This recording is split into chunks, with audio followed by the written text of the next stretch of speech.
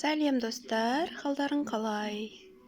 Достар, мен бүгін сіздерге өте дәмді, өте тойымды, жасалу жолы өте қарапайым, дәмді тамақтың, яғни құрғақ кеспе деп аталатын, немесе ұн қуырдақ деп аталатын тамақтың жасалу жолдарын көрсетейін. Ол үшін бізге ең алдымен етімізді жақсылап жуып, осылай майда кубик етіп турап, содан соң пиязымызды майдалап турап аламыз. Қазанымызды отқа қойып, майымызды қыздырып, етімізді жақсылап 20 минуттай қуырамыз. Етіміз жақсылап қуырып болған соң, пиязымызды салып, тағы да қуырамыз.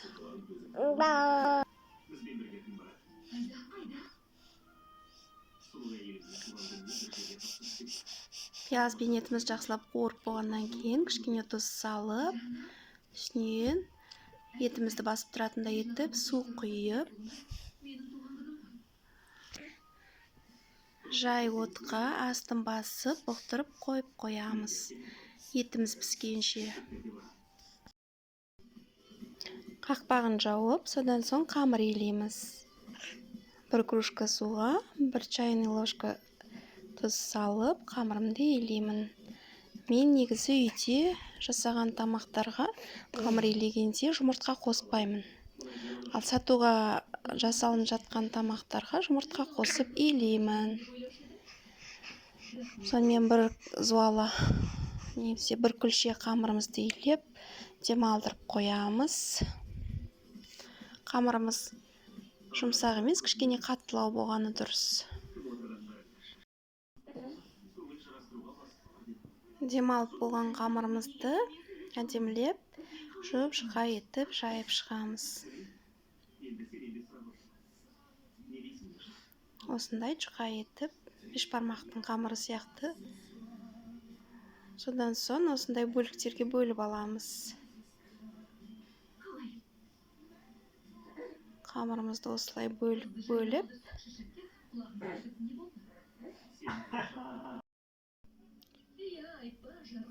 қамырларымызды осындай құрғақ табада, отын жағып қойып, табаны қыздырып қойып, құрғақ табада қамырларымызды кептіріп шығамыз. Пісірмейміз, тек жай ғана кептіріп шығамыз. Аударып, екінші жағында кептіріп шығамыз. Кепкен қамырды кескен кезде бір-біріне жабыспайтын болады. Сол үшін осылай құрғақ табада қызып тұрған қамырларымызды жақсылап кептіріп шығамыз. Міне осындай бол керек. Содан соң кепкен қамырымызды кеспе етіп кесеміз. Осындай етіп кесіп шығамыз.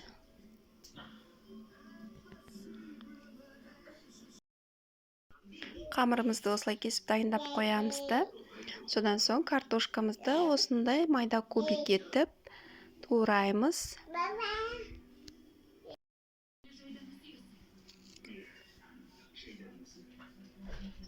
Қайнап тұрған етіміздің үстіне картошкамызды саламыз. Жақсылап араластырып,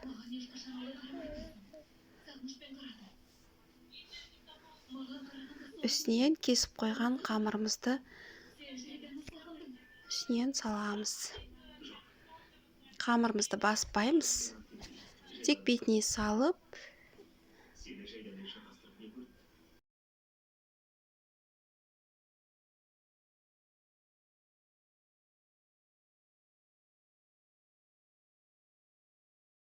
қамырымызды баспаймыз, араластырмаймыз.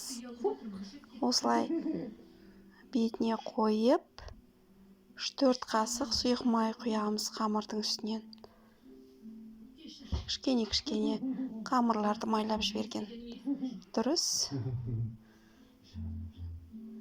Содан соң бетін жауып 20-25 минутқа қойып қоямыз. Астын жай қоямыз.